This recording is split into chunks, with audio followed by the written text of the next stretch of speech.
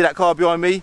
That is a Rolls-Royce Wraith, and where this one is different to almost every other one on the road is this is called a Rolls-Royce Wraith inspired by music. And my friend Simon has trucked me the keys for it. It's his car, and I've just driven a couple of miles in it, and trust me, it is like nothing else I've ever driven. So the way this video is going to plan out is firstly I'm going to take you for a little wander around it, show you what it's like on the outside.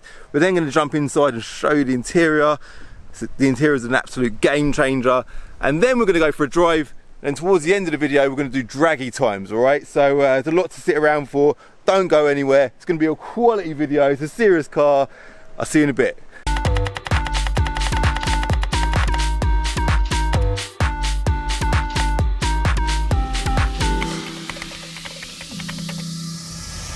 What's up people? Quick little message before we get on with the video. I've done a post on my Instagram yesterday saying that I've teamed up with LOWDOWN UK to do a car show. So it's going to be a modified sports car, tune car, all types of cars car show.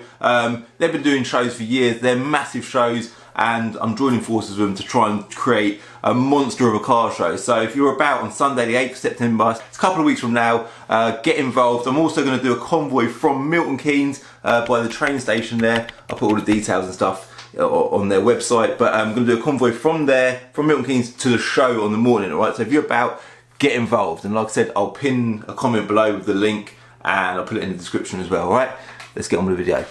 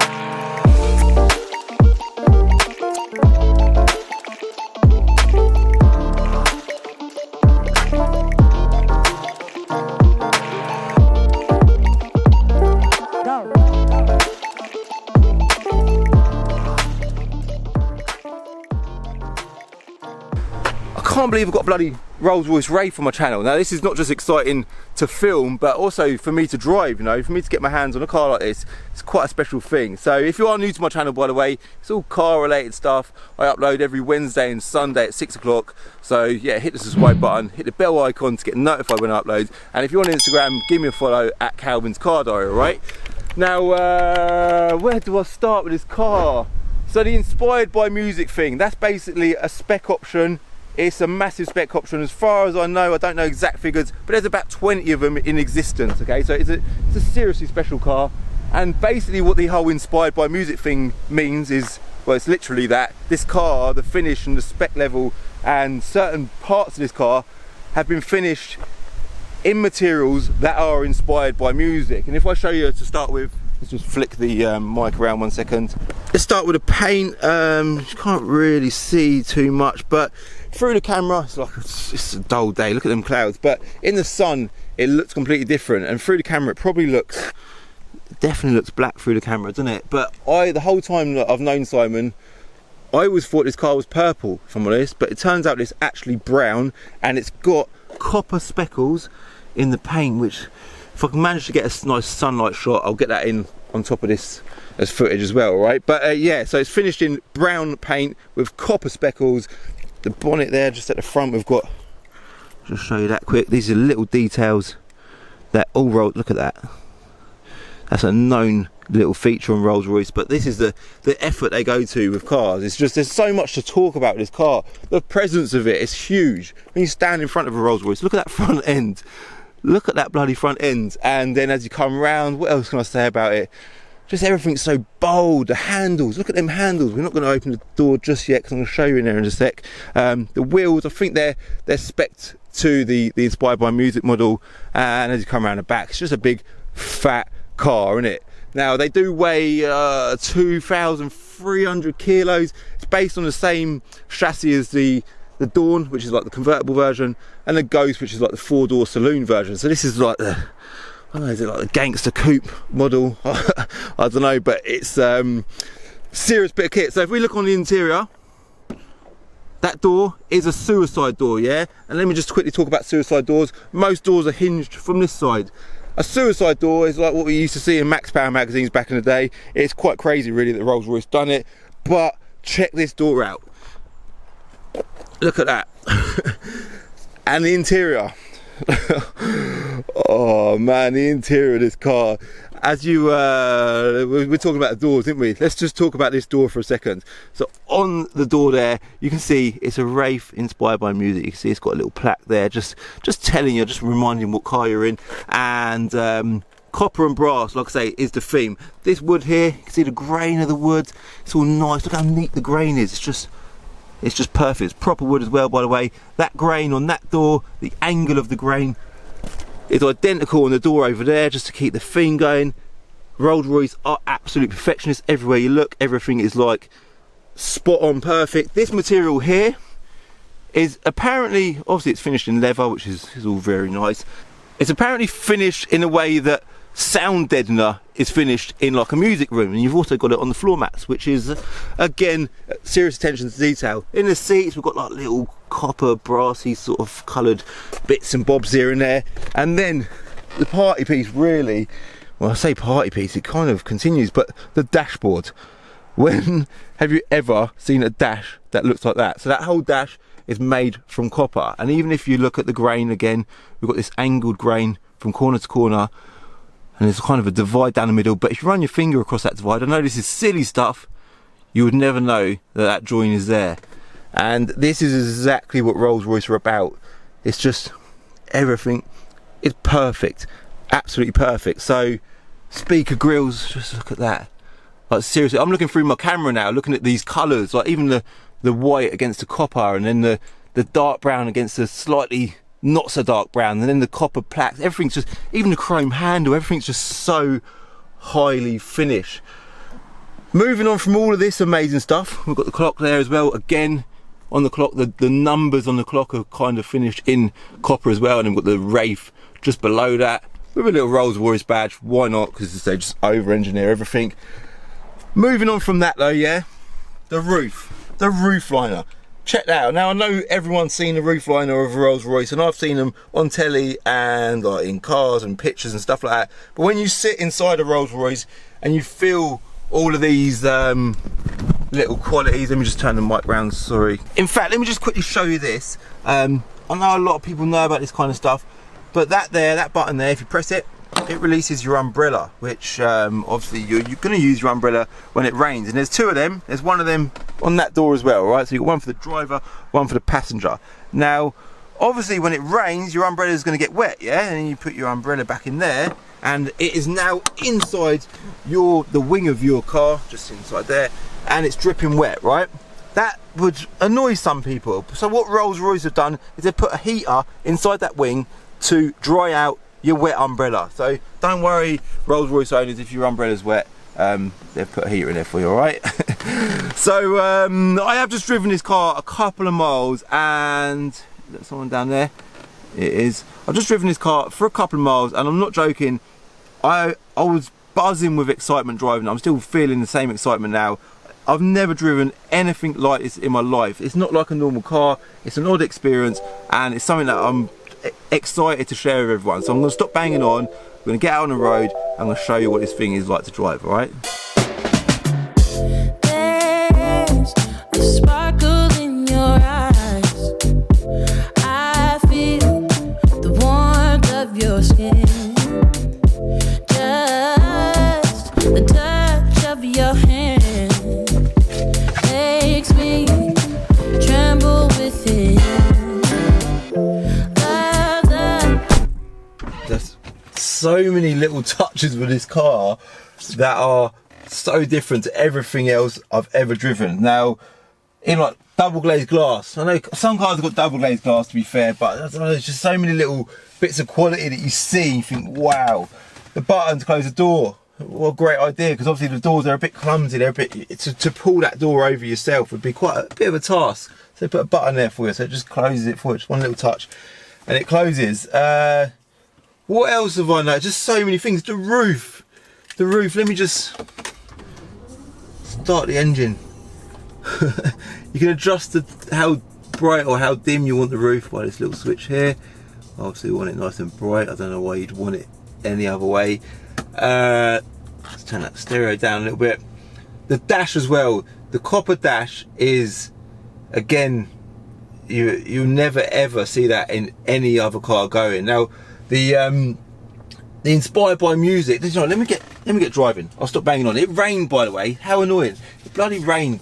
So I've done all the cinematics, done the intro, and then I thought I'm going to quickly have some food before I. Well, let me tell you the actual story. It begun raining, and I thought I'll go and have some. So I'm currently driving through Woburn Sands in a Rolls-Royce Wraith, and I would never think that doing YouTube videos would get me into a position where I'm like, for someone to truck me the keys to their Rolls-Royce, that's quite a serious thing. And it is honestly the most amazing car I've ever driven. When you get in the driver's seat of a Rolls-Royce, and I think one of the things that I was curious about, actually, let's talk about that, is it better than a Bentley? Obviously we know that they're priced well above Bentleys. Are they worth the extra price ticket? And are they honestly loads better than Bentleys? Now, I'm actually a huge Bentley fan. I love a Bentley. I think they're amazing cars, and even like value for money, they're a brilliant car. And when I got in the driver's seat of this thing today, I thought that I would be often comparing it to a Bentley, and honestly, it is nothing like a Bentley. It is so much better than a Bentley. It offers a different league of class, different league of quality. Not that a Bentley's not quality. I'll talk highly about Bentleys for the whole of my bloody life, but it is seriously high quality, and it offers a different premium to what a Bentley does, and that's quite a bold thing to say. This one in particular, obviously, is the inspired by music one, and if you wanted an inspired by music Rolls-Royce Wraith when they came out, you had to pay an extra £50,000 for that privilege. So a normal one was about 300 grand or something, and for an extra £50,000 you could have one of these. And I must admit, for me personally, I can't really comment because I've not driven a normal Wraith, but the stuff that this car offers is exceptional. To have that dash, when you get in this car and you look at that dash and then you see the doors and the little bits of brass, it almost looks like rose gold. The stuff that you see on the interior of this car is so nice, it's so bloody good. So for me, the inspired by music thing is definitely an absolute must. Now the roof liner, if you wanted that roof liner in any Wraith as an option, apparently it's £11,000 to have that on your roof. So, but if you own a Rolls Royce, you've got to have that on your roof, haven't you?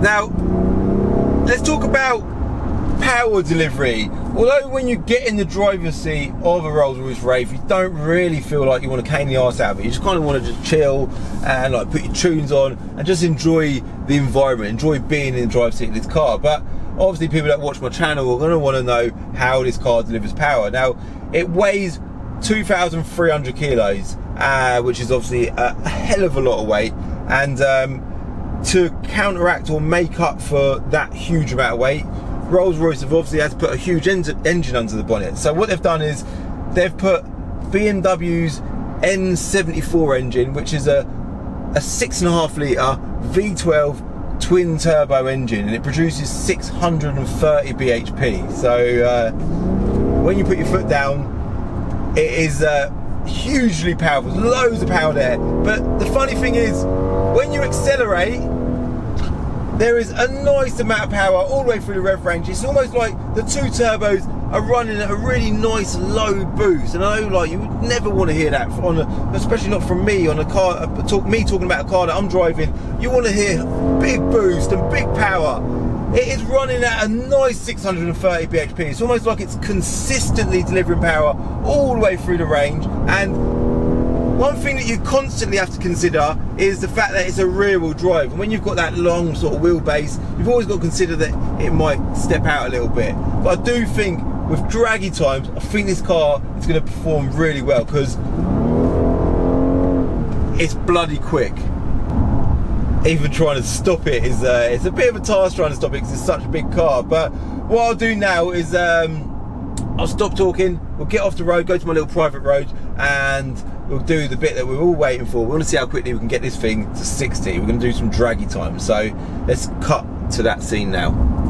Right, so I'm at my little private road and I've got the draggy set up. We're ready to rock and roll. Now this car, I don't even know if it's got launch control. It's got a low button on the gear stick there, so that I think that apparently puts the gearbox into a sports mode. But if it has got launch control, I am actually not going to use it because firstly, it's not my car. But you know what? Even if it was my car, I would not want to pay to fix this thing if it went wrong. So I'm going to do it without launch control. I think it's going to do really well because it is a seriously quick car anyway. Rolls-Royce are quoting about 4.5 seconds to 60. I have been known to beat manufacturers quote at times, but at other times, you know, in normal road conditions, it's hard to even get close to them. So we'll see how we get on. 0 to 60. I'll do a few runs and I'll quote the quickest time in a sec, all right? 3, 2, 1, we're off. Back end. 60.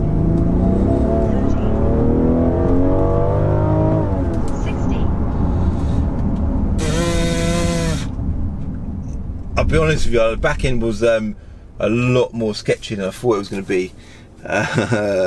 Traction control would be a good thing to turn off. I don't even think there is a button to turn traction control off. There must be. Must be. I've decided to get back out on the road to end this video because I don't know, I just wanted to drive it again.